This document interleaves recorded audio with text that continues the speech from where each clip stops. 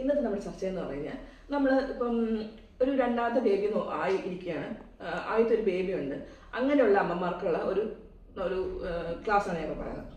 Usually നമ്മൾ എന്താ ചെയ്യുക, ഒരു പുതിയ ബേബി വരുമ്പോഴേക്കും നമ്മുടെ ആദ്യത്തെ ബേബീനെ നമ്മൾ എന്ത് ചെയ്യും, കുറച്ചൊന്ന് റെസ്ട്രിക്ഷൻ കൊടുക്കും. അത് മെയിൻലി കൊടുക്കുന്നത് വാവേനെ എന്തെങ്കിലും ചെയ്യുമോ എന്നൊക്കെ വിചാരിച്ചിട്ടായിരിക്കും. പക്ഷെ നമ്മൾ മനസ്സിലാക്കേണ്ട ഒരു കാര്യമുണ്ട്, ഇവിടെ കുഞ്ഞു വാവേന്ന് പറഞ്ഞ ആള് നമ്മൾ എങ്ങനെ ചെയ്താലും അറിയുന്നില്ല. പക്ഷെ ഈ മൂത്തയാള് എല്ലാം ശ്രദ്ധിക്കുന്നുണ്ട്, അവർ ഓൾറെഡി എല്ലാം മനസ്സിലാക്കിക്കൊണ്ടിരിക്കുന്ന സമയമാണ്. അപ്പൊ നമ്മൾ മാറ്റി നിർത്തുമ്പോൾ എന്ത് സംഭവിക്കും, അവരുടെ ജീവിതത്തിലെ ഏറ്റവും വലിയ ശത്രു ആരാവും, ഈ ഇളയ കുട്ടിയാവും. അപ്പൊ നമ്മൾ ചെയ്യേണ്ട ഇത്ര മാത്രമേ ഉള്ളൂ. സെക്കൻഡ് ബേബി കാര്യമായവരും സെക്കൻഡ് ബേബി ഇപ്പം കൂടെ ഉണ്ട്, മറ്റേ ബേബിയുടെ കാര്യം നോക്കുന്നവരാണെങ്കിലും കൂടെയാണ് പറയുന്നത്. നമ്മൾ ആദ്യം ചെയ്യേണ്ടത് ഈ കുട്ടിയെടുത്ത് എപ്പോഴും പറയണം, നിങ്ങളാണ് ബോസ് എന്ന് പറയണം.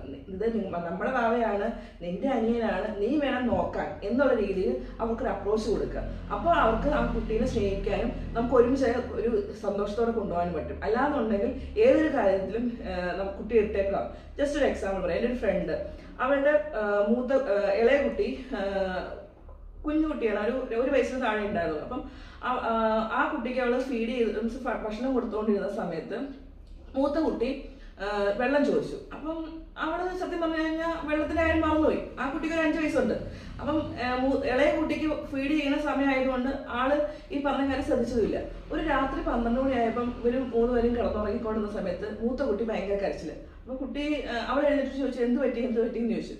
അപ്പൊ ഒന്നും പറയുന്നില്ല, ഒന്നുമില്ല, വയറുവേദനയാണോ എന്താന്നൊക്കെ ചോദിച്ചിട്ടും ഒന്നും പറയില്ല. അവസാനം കുട്ടി പറഞ്ഞിടാന്ന് വെച്ച് കഴിഞ്ഞാൽ, അമ്മ എനിക്ക് വെള്ളം ചോദിച്ചിട്ട് തന്നില്ല. അപ്പൊ കുട്ടിയുടെ മനസ്സിലത് കിടക്കുന്നുണ്ട്. അപ്പൊ നമ്മൾ ഓരോ കാര്യങ്ങളും നമ്മൾ ചിലപ്പം ഇളയ കുട്ടിയെ നോക്കുന്ന തിരക്കിലായിരിക്കും മൂത്ത കുട്ടി ചോദിക്കുന്ന കാര്യം ശ്രദ്ധിക്കാതെ പോകുന്നത്. പക്ഷെ നമ്മൾ ഏറ്റവും കൂടുതൽ അറ്റൻഷൻ കൊടുക്കുന്നത് അവർക്കാണ്.